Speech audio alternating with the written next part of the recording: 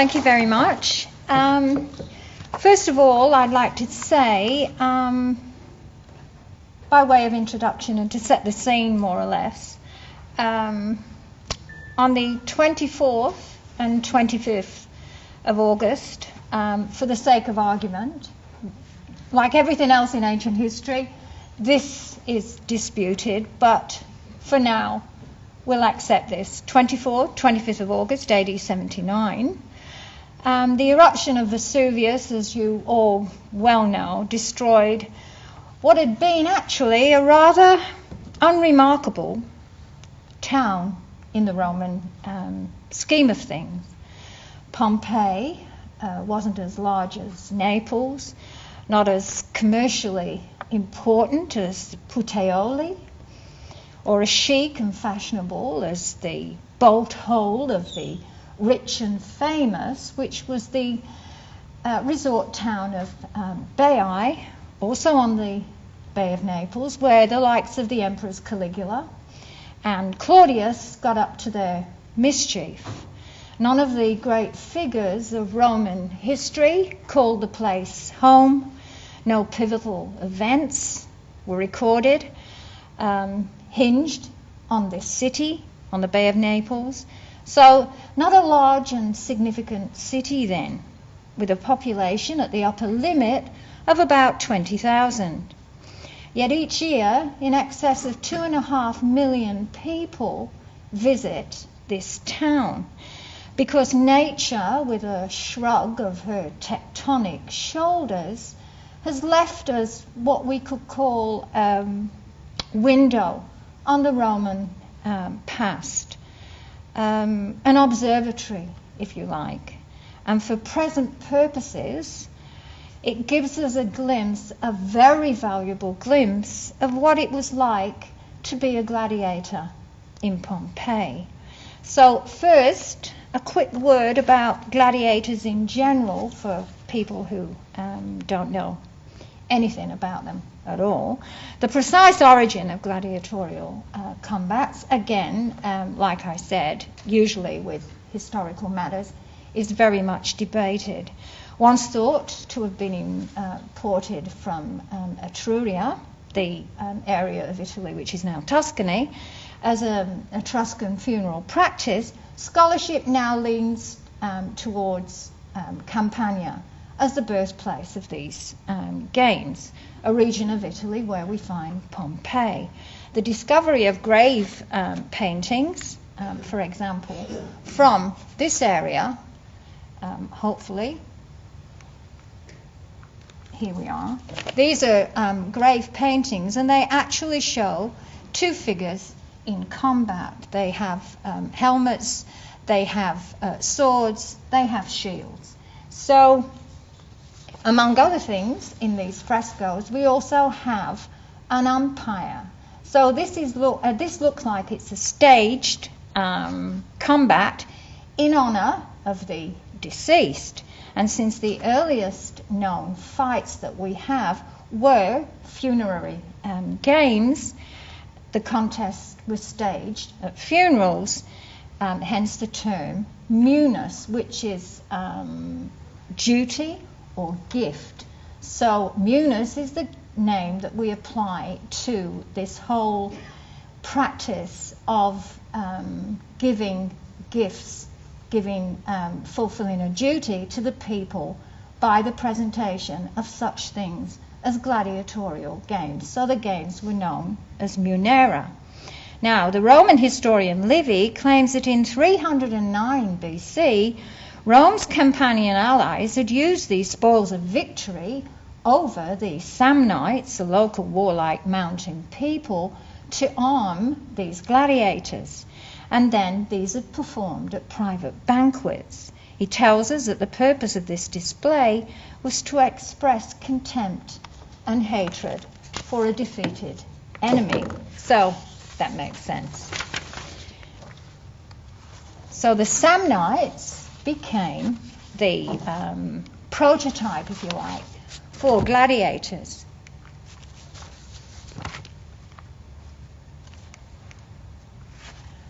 Singular Samnis. So these were Rome's professional gladiators. They wore a wide leather belt, a balteus. They carried a large oblong shield, a sword, gladius, hence the name gladiator, an elaborate helmet, a greave or crea on the left leg. This is the leg that was placed forward in combat, and a protective sleeve and manica on the right arm. But by the time of the first Emperor Augustus, the Samnites were allies of Rome, and the Romans, being at all times politically correct, the name disappeared as being someone to be ridiculed, someone to be shown as defeated in the arena, and the name was replaced by the designation hoplomachy. So the hoplomachy carried a particularly large shield. Now, when gladiatorial combats were exported to Rome, the ethnic designations for various types of gladiators, Thracians or thraex, for example, Samnites in the early period, and Gauls, who were known as crupellarii, were regularly used to remind the Romans of their military domination. And as one would expect then, gladiators in the arena never dressed as Roman soldiers for the obvious reasons. Now, the nimble retiarius, who seems to be a favourite, he was very lightly armed. He carried a trident and a net to ensnare his opponent, and he was protected only, as you see here, by a metal or leather shoulder piece known as a galerius. Now, fittingly, they sometimes fought against the heavily armed secutores, and here we see a secutor on the left. Literally, pursuers, or murmillones, who were named after the fish crest on their helmet. And how do we know all this? How can it be that we can dress up people to look like this? Well, we have the actual material evidence from all over the Roman world, and this is from a Roman villa in Nanig, which was in the northern part of the empire. So the murmillones, in turn, usually competed with the thraex or Thracian. Now, he carried a scimitar, a small round or square shield, and wore greaves on both legs, as you can see. Often protective leather bands around his arms and his legs as well. And how do we know this? Because, again, we have the evidence, and this is a mosaic from Zliten in Libya. So you can see how widespread these games were followed. Now, one of the most bizarre fighters that we hear about was the underbata, who wore a helmet that effectively acted as a blindfold as he stumbled around in the arena. So this was probably given by way of a punishment, perhaps, because he didn't eat all his dinner. Other exotic types we have are the equites, who fought on horseback, the sagittarii, who fought with a bow and arrow, the ominously named schizores, carvers, so you can imagine the mess they made, and the provocatores, who were challengers, and others still about which we know very little. So there were quite a few, and of course women fought as gladiators. Now, it was important that these different types of gladiators be appropriately paired, the advantage of one being compensated for by the strength of his opposite number. There was no valor, no Roman virtus in defeating a weaker opponent. Gladiators were to be evenly matched at all times, even if they weren't identically matched. The retiarii were lightly armed, but nonetheless they could keep out of trouble for quite a time. We have a grave stele, for example, from Asia Minor of a retiarius, and the inscription reads, "To Apollonius, who won 48 times Zosime, his wife, erected this stone to his memory. Secutores, or the murmillones that I talked about, were protected but weighted down by their armour. Now, it was this asymmetry that was considered so intriguing by commentators on the game. Each type had its own particular weapons, its own particular strategy, its own particular skill. And only by comparison with the two fighters could this be demonstrated. So gladiators who were similarly armed never, or only rarely, ever fought each other. Most contests seem to have been between the retiarius, the net gladiator, and the more heavily armed adversaries. So it's between what the public favoured as pomularii or scutarii, which is small shield or big shield fighters. So size did matter in the Roman world. Now, in 264 BC, gladiators were employed for the first time in Rome itself, and the few references that we have show a steady increase in the size and frequency of these games. In 65 BC, Julius Caesar commemorated his father, who died actually 20 years earlier, with 320 pairs of gladiators. That's 640 men. In 46, he commemorated the death of his daughter Julia, who died in childbirth 8 years earlier. And this was again an elaborate competition, an elaborate set of games at her tomb. Now, you need to know that it was a capital offence in Rome to seek public office by offering gifts. But shows like this, given by prospective candidates for office, regardless of their potential for abuse, was quite acceptable. It wasn't usually regarded as bribery. The ancient Roman equivalent of the sausage sizzle would be the closest comparison. So very soon, gladiatorial shows became enormously expensive. Now, the Greek historian Polybius in the 2nd century AD placed the cost of a show to a leading aristocrat as about 720,000 sesterces. And I'm sure you're all gasping at the thought of that, because you have absolutely no idea how much 720,000 sesterces is worth. Well, a legionary soldier earned 900 sesterces a year, so that's like 800 years service he'd have to perform to be able to put on your average spectacle. So, but nevertheless, the ambitious politician viewed this as money well spent.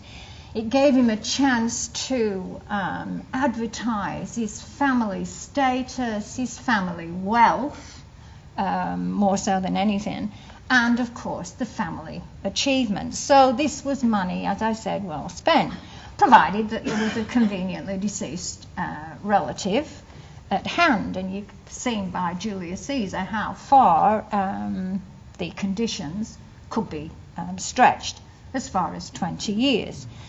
So it was as a consequence of all this lavish expenditure that, according to one commentator, the encounters between gladiators became a status bloodbath.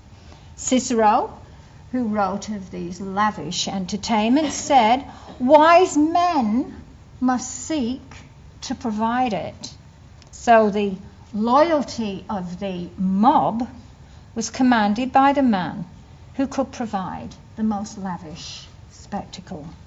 Now, a result of this increase in popularity and scale led to the setting up of schools of gladiators in Rome, in Capua, and for our purposes, Pompeii. These were run as commercial establishments to supply what was an enormous demand for these people.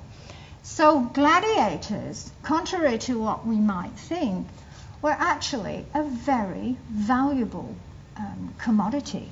They were expensive. They were owned and trained by what was called a lanista, who hired his troop of gladiators, who he kept well fed, because he needed these men to be strong, and he hired these out to the editor, the person who actually was responsible for putting on these games. And there also came into being that purpose-built structure, the arenas of death, the Roman amphitheatre. And for our purposes now, what we get from Pompeii is the very best evidence we have from the buildings, the graffiti, the paintings, the material, the weaponry that's been found there, the very, very best evidence for what it was like to be either a spectator of or a participant in this status bloodbath. Now, the remains of the city will not tell us why these games were so popular. They won't tell us, the remains here, tell us why the Romans were so fascinated and that they could actually witness this. But if time permits, I will hazard an explanation. Now, arguably, well, for our purpose anyway, is arguably the most famous image that we have, at least painted image, from Pompeii, and it's this fresco, and it depicts a riot in AD 59. Now, what happened here was Pompeii, that was the home team, were playing the visitors from Nuceria. So they were the away supporters, if you like. And what happened, Tacitus, the Roman historian, tells us that a stoush broke out during the show between the, like I said, the home side and the away supporters.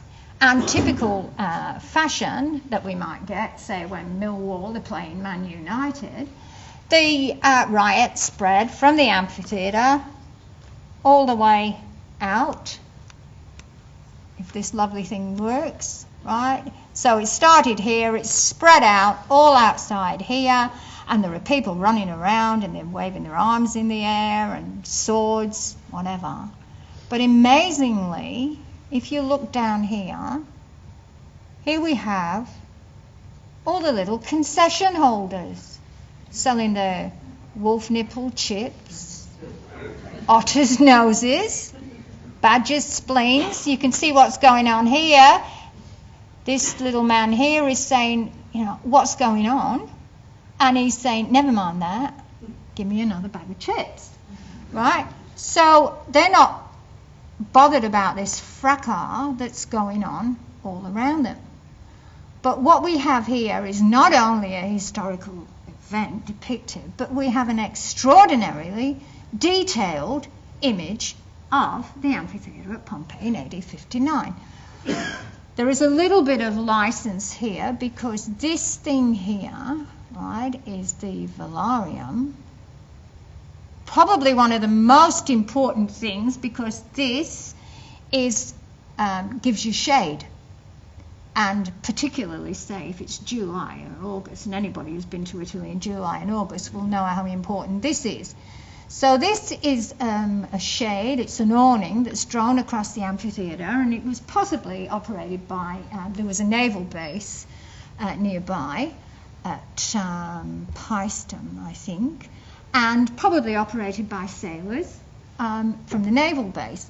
So this is a little bit of poetic license because, as you can see, it's running all the way to the city walls. Here, when we look at the actual structure, we'll see that here's a little bit of exaggeration as well. But nevertheless, this is a very accurate depiction of the amphitheatre, because the rioters have also spread out into this area, which was known as a palaestra. It was an exercise ground next door to where the amphitheatre was situated. Now, we know that this was erected by a local bigwig, one Livius Regulus, and he was a bigwig from nearby Nuceria. So what the Nucerians did, who came out pretty worse for wear in this stoush, they actually appealed to the emperor, Nero himself, and complained about their treatment, as the away supporters would. And as a consequence, the Roman Senate decided to ban gladiators from Pompeii for 10 years. Now, we don't know if the amphitheatre was still used in that time, and it might have been for different kinds of things, but the gladiators anyway were banned for 10 years, and Livius and other troublemakers were actually sent into exile. So what we have here is a crucial moment of the clash. And like I say, in the foreground, the little concession holders carrying on regardless. Now, what we have now is the fact that there are only, for example, 6 archways here for the entrance, and not the quite a considerable number that you saw on there. So there's a little bit of artistic license, but nevertheless not too bad. And what we have, thanks to our wonderful friends at Google, is a wonderful aerial image of the amphitheatre and the palaestra next door. So thank you, Google and Jesus. Now, the seating arrangements, well, this was known as the cavea. Now, the seating in the amphitheatre, it was actually Roman society in microcosm. These seats down here, right on, close to the action, sometimes dangerously close to the action, were the cavea prima, the posh seats. These were for the senators, the hereditary aristocrats of Rome, and they got to have the best seats. And they came in by these entrances here. The next row of seats would belong to the equites. These were the knights, if you like, the business class of Rome. Not quite upper crust, but nevertheless one step below the top of the social ladder. Up at the back, in the cheap seats, were the ordinary people, the mob, if you like, plus slaves, household slaves, and women, of course, relegated right to the back here. Now, if we look back here, this is where the posh people would go, through here. The rest had to walk up here and make their way into the cheap seats. Okay, now, the thing is that it didn't matter if you were in the posh seats or the cheaper seats at all, because if it rained, you got wet. If things didn't work out as planned, it didn't make any difference, because you were all in there together. So this was a venue for testing your popularity, if you paid for this thing, etc. So all Roman society could actually be viewed from how people were seated in this amphitheatre. This, just to give you some idea, is the difference, how far we've come to Google, is an old drawing of a ground plan of Pompeii, and this shows you here the amphitheatre and the palestra right in the southeast corner of the town, and it's laid out on the typical grid system. So we've come a long way. Now we learn from an inscription over the amphitheatre that it was built by the Gaius Quinctius Valgus and Marcus Porcius. Now they seem to be a couple of parvenus. They were bigwigs, grandees, if you like, plenty of money, plenty of disposable income.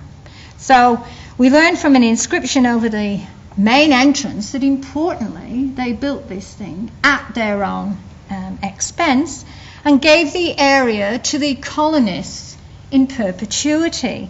Now these would have been the veterans of the social war that was settled by the son of the dictator and Roman general Lucius Cornelius Sulla. Now, what is probably of crucial importance here is the fact that this amphitheatre seated 20,000 people. And the amphitheatre that we probably know best, the Flavian Amphitheatre or Colosseum in Rome, was only actually just over twice the capacity of this. So this is remarkable for what I said was not really a very important town in the Roman scheme of things. So it seated 20,000 people, which was more than the general population really of Pompeii. So it accommodated people from outside. But what I find more intriguing than anything is the fact that it's seated 20,000 people, and so far excavations have revealed not a single trace of a latrine. Now these games went on all day long, and drinking was not prohibited. So one of the great mysteries of the Pompeian amphitheatre is, where did everybody have a pee? No latrines. Right, so you have to hand it to the old Romans. So like I say, upper or bottom crust in the amphitheatre, no place to have a pee, it would seem. Maybe that's why the household slaves were there to go around with a potty.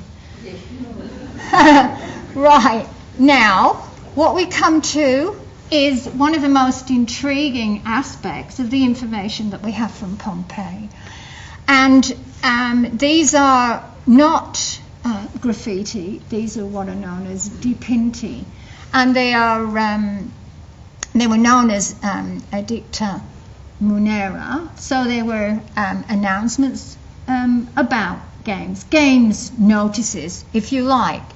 And this is one, I don't expect you to be able to read this, it's from the Via della Abbondanza, for the inauguration of the paintings on wood of Gnaeus alias Nigidius Maius on June the 13th.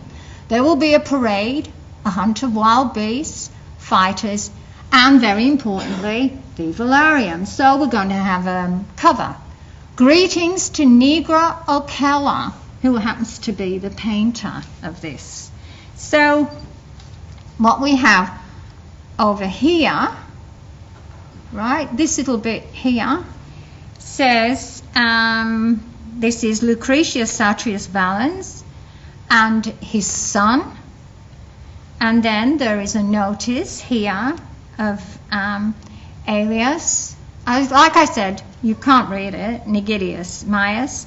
And sandwiched between these is a political poster for the election of one Satrius, which is probably the person on the left. the Lucretius Satrius Valens.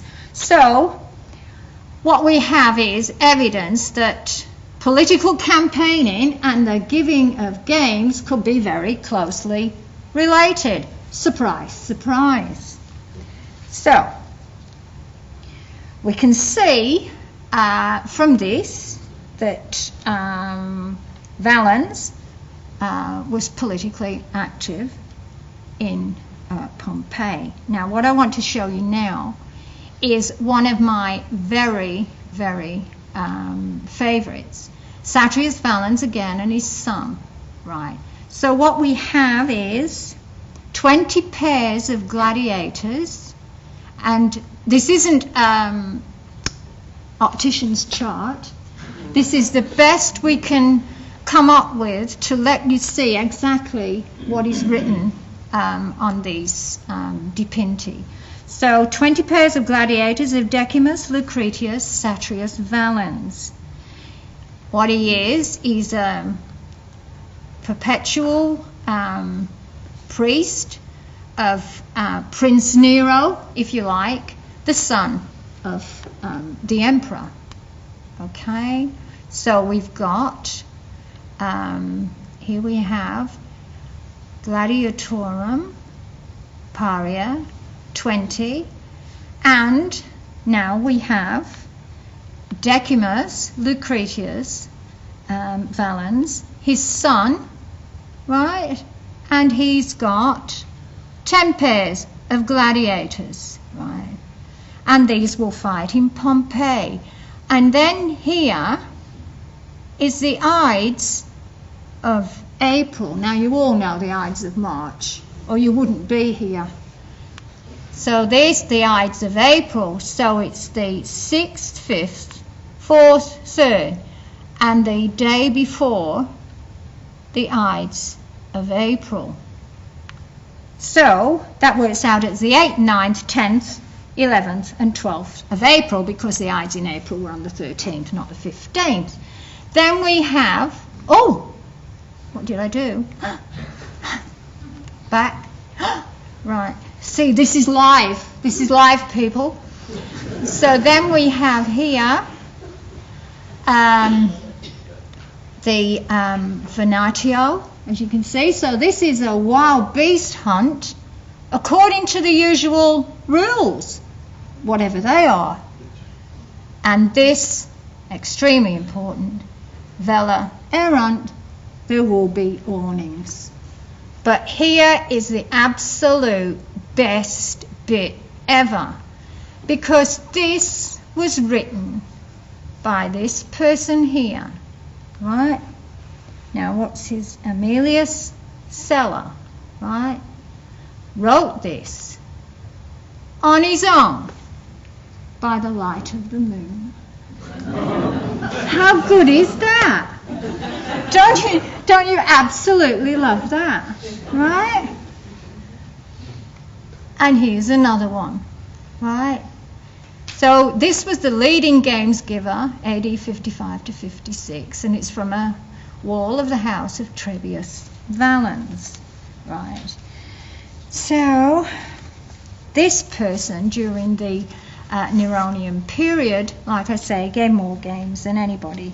He had the highest local position because he was a quinquennial duumvir. So I bet you're all impressed. I am. And he sponsored a great many games, both in his official capacity and as a private citizen. Now this tells us, again, that 20 pairs of gladiators of Gnaeus, Aelius, Negidius, Maius, quinquennial, and their substitutes will fight. Now, the most important part of this is this here, right? And what this tells us is without any public expense, they're going to fight. Now, I reckon that old Gnaeus, Aelius, Negidius, Maius, right, should possibly serve on state government. Because I reckon if Gnaeus, Aelius, Negidius, Maius wanted to bring over some famous gladiator, from overseas, let's say by the nickname of Tiger, he would do it without any public expense. How good is that? Good for old Gnaeus alias Nigidius Maius, I say, and we need more of these, don't we? And that will probably be edited out anyway. So, at the side here, this little bit here, again, we have a couple of people being praised. We have a Telephus, who's a Summa Rudis. Those of you who have got 20/20 plus vision. Now, a Summa Rudis was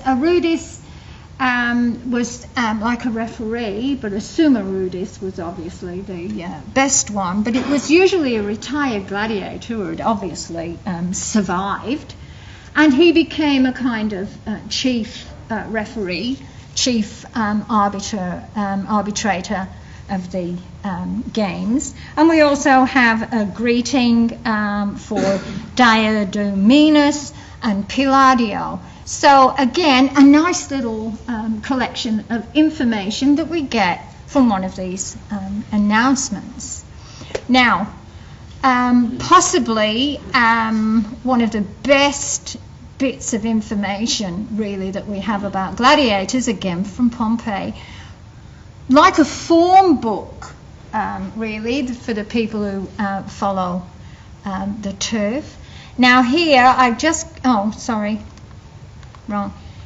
here I've just given you an idea of why these things are presented as drawings, because it's rather difficult to make out what's on the real thing.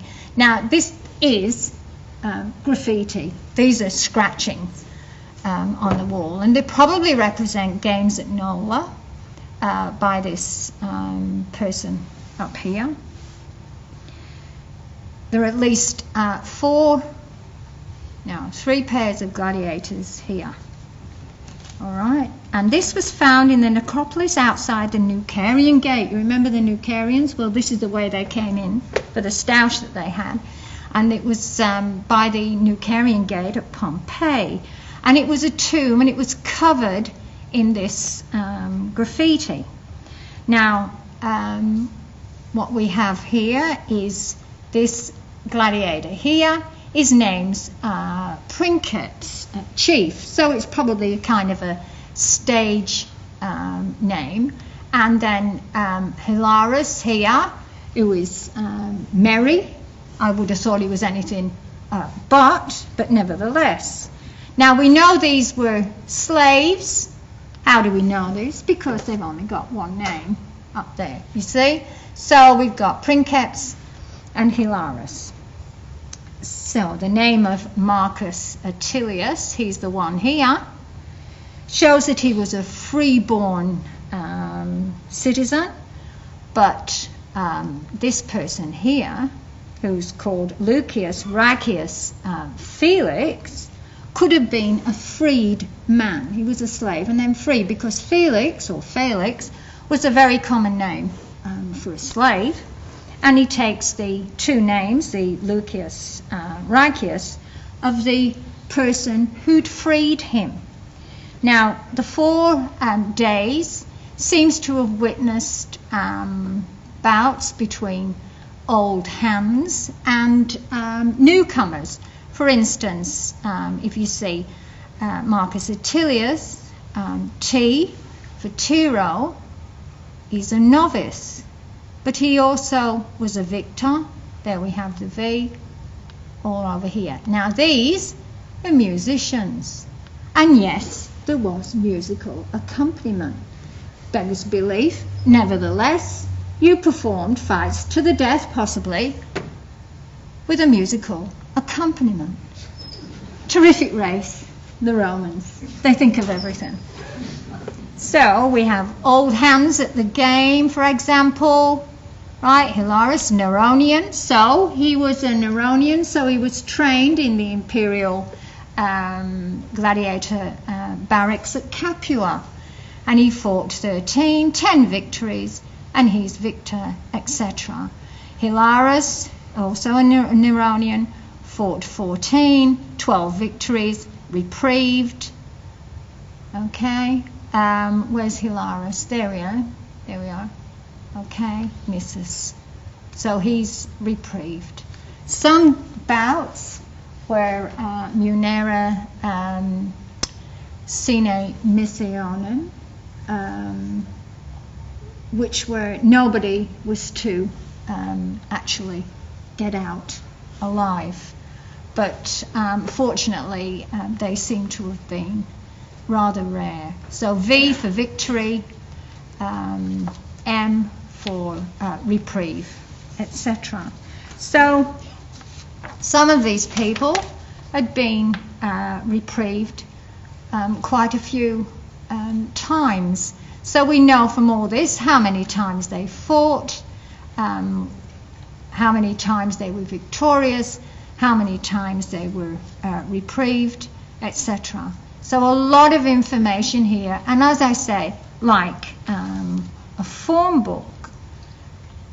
Again, a scene from the house of the labyrinth. These houses at Pompeii took their name from anything that was unusual or the person who actually excavated. Now what we have here are three scenes. Oh, sorry. So over here, if you hear any strange noises, it's probably me bringing down a Boeing 747 with this laser pointer. Here we have on this like a rostrum kind of thing. This is probably the person, either the editor of the games or the sponsor, the person who was paying for it. Walking down here on this flight of stairs is a retiarius, because he's got his little trident. And here's a rudis or a lanista, either a referee or a trainer. And then we have the gladiators here, and then we have another trainer over here. Now, what we have is Priscus. He's a Neronian again. He's possibly a Thracian gladiator. He fought 6 times and he was victor. This one, Herennius, right? What's going on here? Well, he's probably Samnis. He fought 18 times, but look here. This is a P. What does this P mean? Well, it means that poor old Herennius actually perished. He was killed. Period. Right? That little P there. So again, bit of a form book. Don't put any money on Herennius, because he's scratched, as it were. And this is to just give you some idea of why we also show these things in drawings, because these are most difficult to make out. Now, probably our best information of any comes from this sepulchral relief, and it's from a tomb, and it's very precious. It's one of the cemeteries in the town. I'm not sure which one. But in the upper register, we have a procession, and then in the middle, we have gladiatorial combat, and then we have a venationes with the wild beasts. Now, what we have are lictors, which are the people who accompanied magistrates, and we have a figure here who is dressed in a toga. Now this here is a lovely little scene, because we have 4 men here and they're carrying something on their shoulders. Now normally images carried like this were images of the gods or the emperor, but these little figures here are actually working an anvil. So what they are actually the unsung heroes, if you like, of these games. They're the actual blacksmiths who were responsible for making these weapons that were such a vital part of the whole proceedings. So they're being honoured in this procession. Now the procession's already arrived, because this is the, looks like the cover that I told you about, the velarium that stretched over the amphitheatre.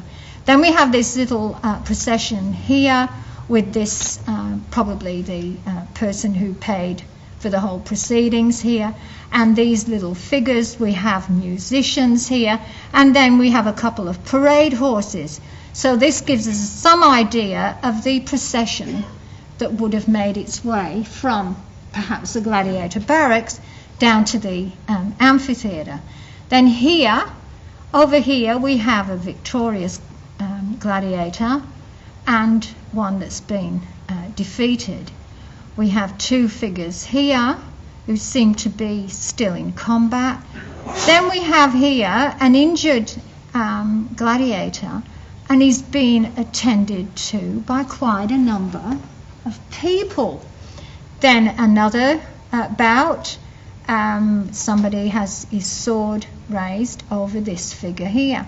Then we have another wounded gladiator. He seems to have a leg wound here. He's being attended by this figure. And again, he's surrounded by these attendants, and probably some more here, because these three figures are quite puzzling. Nobody really knows who they are, so they could possibly be more attendants. And then we have a bout here that's still going on. Now, we have all these, the gladiators seem to be outnumbered by these attendants, which it seems to argue against this idea that they were just left to bleed to death in the arena. So this supports the idea that these people were very expensive commodities. They were an investment, and they had to be looked after. So we can't imagine, with these Hollywood images of gladiatorial games, that all this kind of attention actually went on. But there it is. We can see it here. Now here we have what is probably the saddest part of these ancient games, and probably the hardest that we can deal with, and that's these wild beast hunts. So we have here a goat being savaged by a dog. Then we have one of these beast fighters who is actually putting a bull to death, and that's very reminiscent of what you would see in a Spanish bullfight nowadays. Then another one of these venators who's attacking a boar. Then a couple of animals. There's a bull. Then there's a dog attacking a bear. But here we have a bestiarius. These were hunters, but these actually fought wild animals, the bestiarii. And he's actually coming off worst. He's obviously being attacked by this bear and being quite savagely eaten. So this is a remarkable piece of evidence from Pompeii, giving us a detailed image of what actually happened in the amphitheatre. So extraordinarily important. Now, like I said, these bestiarii weren't gladiators as such, but fought for their lives in the arena against things like bears and bulls, etc. And then there were the venatores, these people here who actually were in staged wild beast hunts. And arenas would be decorated with trees and mock hills, etc., where they could actually replicate what would have been an actual hunt. Now, the popularity of these particularly cruel aspects of the game that we can see along here was such that by the time they were abolished, as we know, in AD 523, tens of thousands of animals had died. An entire species had completely disappeared from their natural habitat. There were no more hippopotami in Nubia or elephants in northern Africa. The lions that had once been represented in these magnificent Assyrian reliefs were entirely gone. Augustus boasted that in the 26 venationes presented in his reign, 3,500 animals had been killed. And perhaps as many as 9,000 animals died in the opening of the Colosseum in Rome.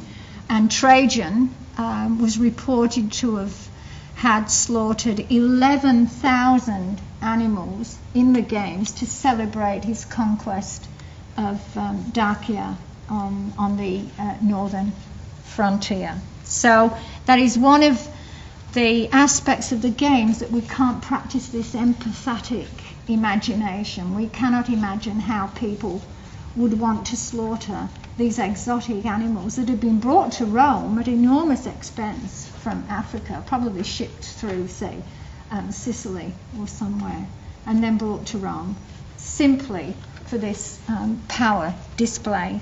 So, most unfortunate aspect of the games, I think, are these. Now, this is a detail of the hoplomachus and murmillo from the relief I've just showed you. So you can see how detailed this is and what an enormously precious resource it is. What else we have? Well, we have wall paintings, for example, from the tomb of Vestorius Priscus, which is by the Vesuvian Gate. Probably shows Thracian or thraex defeating a hoplomachus. And we have little souvenir terracottas, so you could actually go out and you could buy these souvenirs. And there are thousands of these things from all over the Roman world, but these are actually from Pompeii, and they're actually a pair, and it's probably just from the same mould, and there were quite a few of these. But whereas people today buy action figures, etc., you could actually go out and buy these souvenirs. They were cheap to make, mass-produced, and so lovely reminder. Anything that the Romans could put gladiators on, then they would. So we have the terracotta lamps and these wonderful Aretine ware bowls, the red ware, and here we have a retiarius. And these, again, are from Pompeii. Lamps, for example, thousands of these lamps decorated, a vast majority of these with gladiators. So they were enormously popular. This tintinnabulum, for example, is in the exhibition. Those of you who haven't seen it, your appetite should be whetted by these, because this one's in there. This is another little bronze lamp found in Pompeii, and there's a little monkey dressed up as a gladiator. But this one here is intriguing because this is what we would, in polite society, term his membrum. And this is a gladiator then, and he's about to chop into it. There is a lot going on here. What it tells us about the Roman psyche, I don't know. But like I say, a lot going on. I wouldn't like to hazard a guess the thinking that informed the making of that little piece.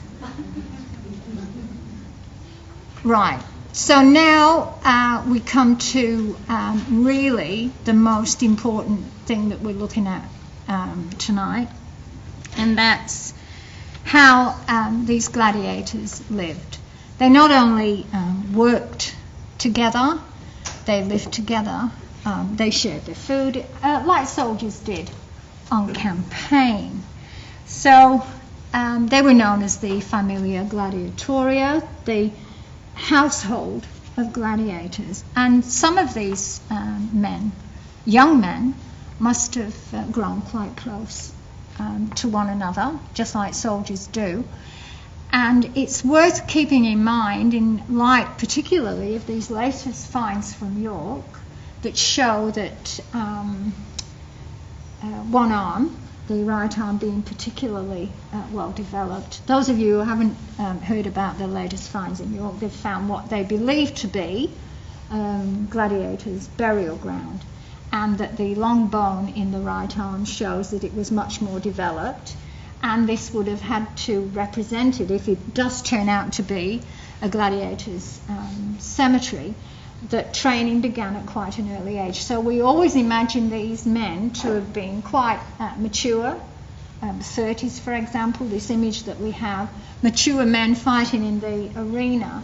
But I would think that they started perhaps quite young and were trained. So I'll come to who exactly these kind of people were shortly. But anyway, we found in Pompeii 2 locations that have been identified as gladiator barracks. The first was a large house in the north of the city that seems to have been converted sometime in the 1st century AD to accommodate the men. It was a large house, and it had what was known as a peristyle garden, which is a feature of most of the houses. It's a large garden surrounded pretty much like what you can see here, so that they could use it for a training ground. And why it's thought to have been the first location for the gladiators' barracks is because of the graffiti that's been found there, and I'll come back to that shortly. And then they were moved to what was known as the quadriporticus, and it was this area next to the large theatre. Again, thanks to our friends at Google, there's the large theatre, small theatre, and this area here is where most of the precious finds were made after the volcanic eruption. So it had this large colonnaded open space around, all around here, and where the gladiators were housed. Some of this structure was double story. Probably the most luxurious part of this building was given over to the lanista, the owner trainer, and other more important people than the poor old gladiators. Nothing about this structure, even though we have a little bit of the wall paintings here, but there's nothing about this structure that betrays any sign of pampering of these this quite precious commodity. Nevertheless, there doesn't seem to have been a comfortable lifestyle. There was no traces of beds, for example, found here, so they probably slept on mattresses on the floor. But I would like to read you some little snippets from the first excavation accounts. 20th of December 1766. Continuing to dig in the building adjacent to the town walls. From the finds which have been made, this is believed to be a soldier's barracks. The following was found: a room in which were found shackles for 10 people, made up of a bar 7 feet 10 inches long and 2.5 inches wide. Above this bar there were 22 irons with eyelets protruding vertically, each one 4.5 inches high, leaving spaces for ankles between. Painted, though plainly, and 4 skeletons were found there, perhaps prisoners. In another room of the same building, 4 helmets were found, believed to be of copper. 30th of December. Having cleared some of the earth which remained beneath the helmets mentioned in the previous report, 4 greaves were found. 10th of January 1767. In the current week, another room adjacent to the last one found was uncovered. The following was found there: 4 helmets, 2 large copper greaves, a piece of weaponry. Also found were fragments of pots, pieces of broken water jar, and many pieces of broken water jugs. 23rd of May, some tiny piece of a woolen cap which sat beneath a helmet. 20th of June, a man's skeleton, all intact, which remains crouched on the ground, a curious sight. 29th of August, continuing to dig in the usual place, some skeletons were found, one which had 2 gold rings on its fingers. 5th of December, in digging in the barracks in a space under the stairs, a human skeleton was found. In the same room was also found a skeleton which appears to be of a horse, and nearby the following pieces, which are believed to be its tack. Now eventually the inventory read 15 helmets, 14 greaves, 4 belts, a shield, a sword hilt, all of course in bronze, not copper. And here we have a couple of pieces that you can also see in the exhibition. The Gladiators and the greaves. Again, the Gladiator was a tall shoulder guard for protecting the head of the lightly armed retiarius, and the greaves protected the shins of a hoplomachus or a thracian. And as you can see, they were quite elaborately decorated. And here we have the shield of the hoplomachus, again in the exhibition. It's bronze, of course, not copper, but inlaid with copper and silver.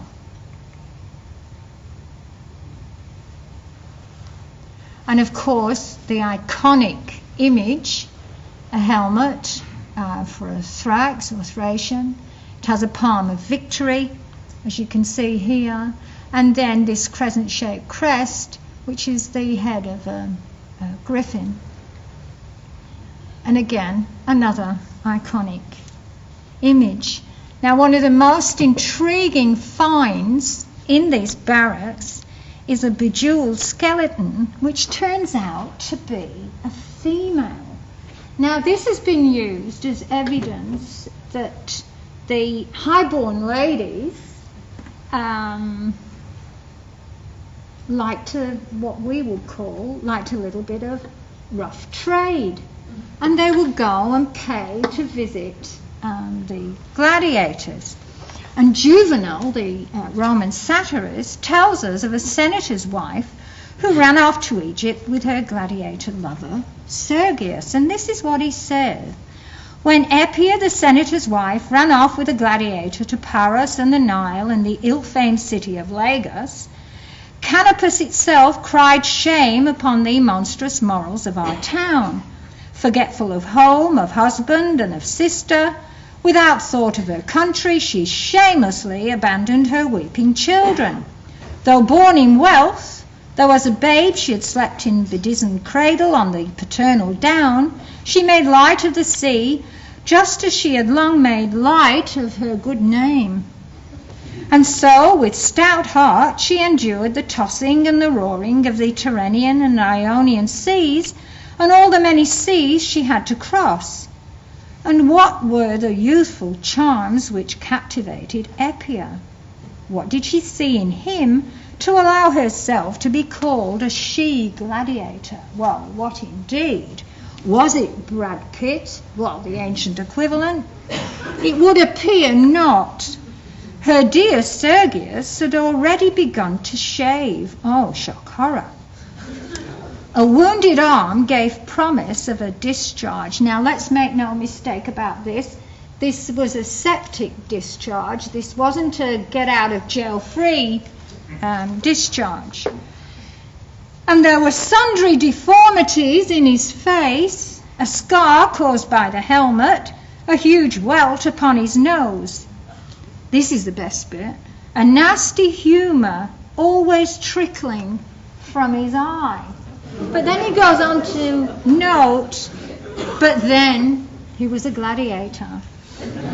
Now, as for our nocturnal female visitor to the gladiatorial barracks, well, was she in the wrong place at the wrong time? Perhaps not.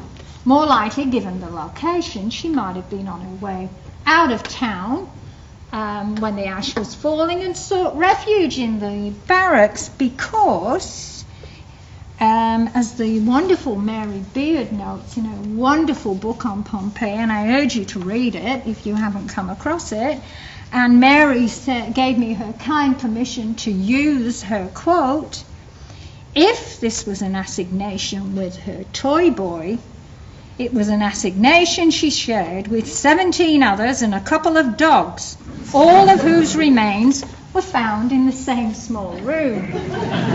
Very observant of Mary. Now, unfortunately, the ladies on fixed incomes were obliged to express their feelings for gladiators in graffiti. And so we come to Celadus, belonging to Octavius, 3 times victor and 3 times crowned. Celadus, the Thracian gladiator, adored by young girls.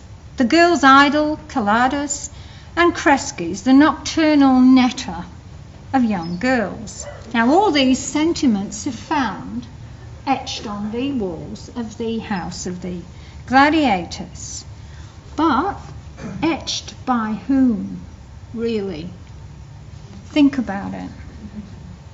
Excited young girls swanning around the gladiatorial barracks, the ones who normally go out and buy their little terracotta figurines and put them behind their beds and they can fall asleep worshipping their idols, swanning around giggling in the gladiatorial barracks. Would have thought that was strictly out of bounds for young girls of fixed income or limited means. So perhaps not written by young girls. Perhaps it's a little bit of blokish behaviour here. And I think it was probably written by Celadus and Crescens themselves. I'm the best out of us, etc. So I think, and sorry to rain on anybody's parade who thinks that young girls wrote this, I think it was them. So a couple of young gladiators, not yet shaving like Sergius, who'd already just started, whiling away their downtime, bragging, fantasizing about a life that they probably would never enjoy. Now, why were these men so adored? They were slaves, they were prisoners of war, they might even have been deserted, condemned criminals, etc. Well, apart from being exotic and sexy, as you can imagine, they were seen to be actually possessing these Roman virtues, disciplina, discipline, patientia, stamina, fortitudo, courage, and contemptus mortis, fearlessness in the face of death. Everybody wanted these qualities, and these men and young boys exemplified these Roman virtues. These were precisely the military virtues that had made Rome a great power, as great as she was. It was these virtues that they no doubt recognised. Freeborn men volunteered to be gladiators and had their own names, opterati. So there were quite a few of these. We can't tell what percentages there were, but quite a number we know from grave markers, that there were a lot of men who volunteered to fight in the arena. During the Republic, it's believed that half the number of gladiators who fought were volunteers. Potential winnings would have been a deciding factor, no doubt, persuading them to give up freedom. to opt for a degree of what we would term security, even if it was among the dregs of humanity. Now we have a dialogue by Lucian of the 2nd century AD between two friends who were journeying from what today is the Crimean Peninsula, Scythia, to Athens. The names are Sicenes and Toxares, and in the dialogue Sicenes joins a troupe of gladiators who were to fight single combats for hire. He hopes to earn 10,000 drachmae so that his friend can continue the journey. Now, how's that for being a mate? Now, many of these volunteers must have been motivated by the prospect of escaping poverty, for example. At least as a gladiator, they would be well looked after. They would be fairly well fed, you would imagine, to keep up the stamina. So perhaps Celadus and Crescens were exactly like Sicenes and Toxares, that they were friends who maybe even were volunteers. Now, a glimpse of the darker side, if you can possibly imagine an even darker side of a gladiator's life, comes from the one-time tutor of Nero, Annius Seneca. Now, while he decried the violence in the arena and he sympathized with the gladiators, he nevertheless was fascinated by the whole business. Now, one of the most interesting scenes in all of Seneca's letters is about a particular gladiator, a barbarian, and his committing suicide rather than fight in the arena. Recently, for example, a German who was slated to be one of the wild animal fighters in the arena was getting ready for the morning show. He withdrew to relieve himself, the only thing he was allowed to do on his own without a guard being present. In the latrine there was a stick with a sponge on the end. It was used for wiping away faeces. He rammed the whole thing down his throat and choked to death. Not a very elegant way to go, remarks Seneca. It's true, but what is more foolish than to be overly fastidious about our departure? What a brave man. Now, why did the audience in Pompeii and elsewhere find it entertaining to watch men being slaughtered in their presence? They no doubt enjoyed it. This type of entertainment lasted centuries. The Romans filled their mosaic floors, have you seen, their walls, their pottery, anything, like I said, that they could decorate, they would decorate. Lamps, everything. And the images show this Roman fascination for the spectacular suffering of these men in the arena, and these men who were of little consequence really while they were alive could provide some enjoyment by their death, which seems again quite extraordinary. But above all, we should remember that Rome was a warrior state. Roman society was cruel. Rome's empire stretched eventually from Hadrian's Wall and the Antonine Wall in the north of Britain, right across Europe to Lucca Acra on the Red Sea, all the way down through the Levant and across North Africa. And all this had been bought with the slaughter of hundreds and thousands of her young men. And the soldiers had owed everything to their training and their discipline. Now, this discipline is best illustrated by the process, unique Roman process of decimation, one of the saddest aspects of the whole of Roman military history.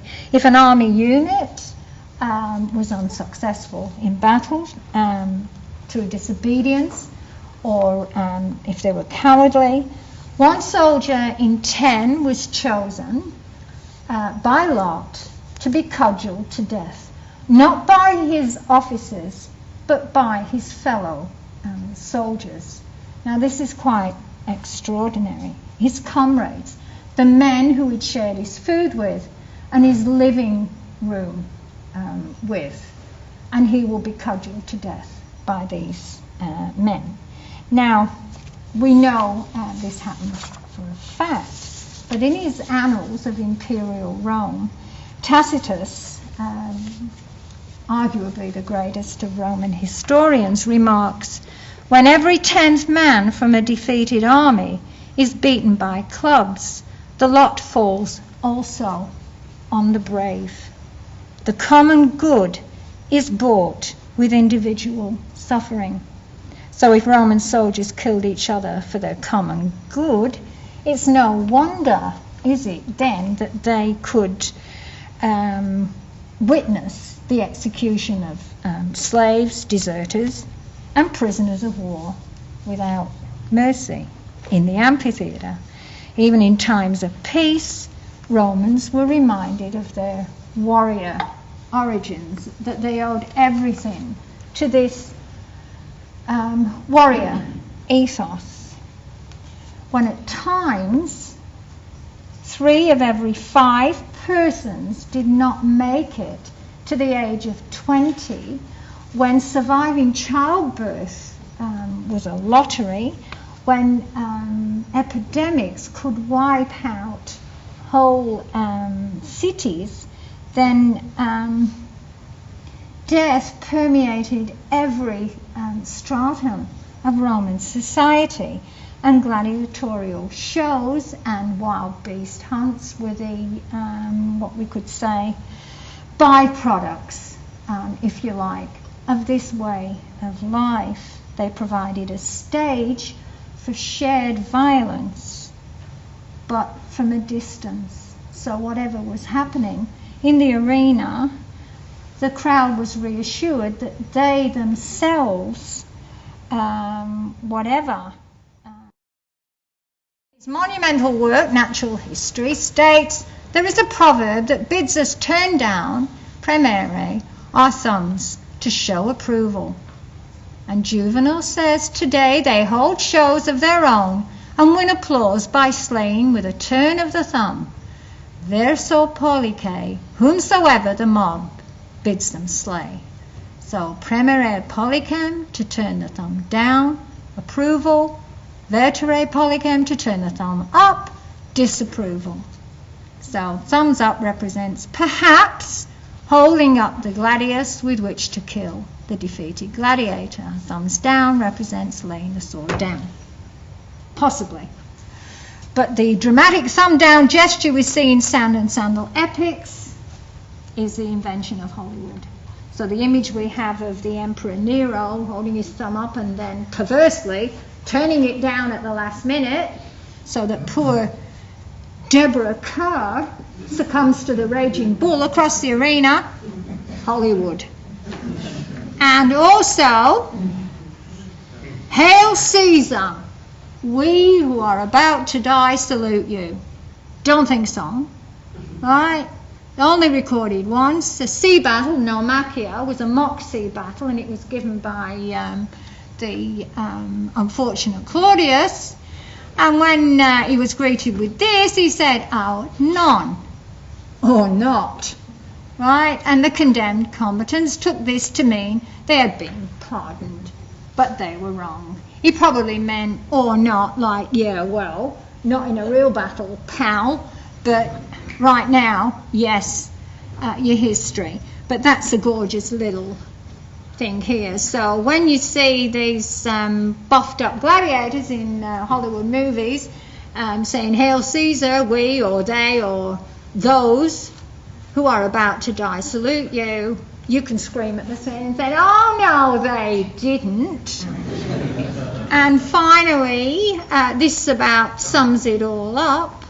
The people which once bestowed imperium, fasces, legions, everything, now forgo such activities and has but two passionate desires, bread and circus games. Damn right, I say. Thank you very much.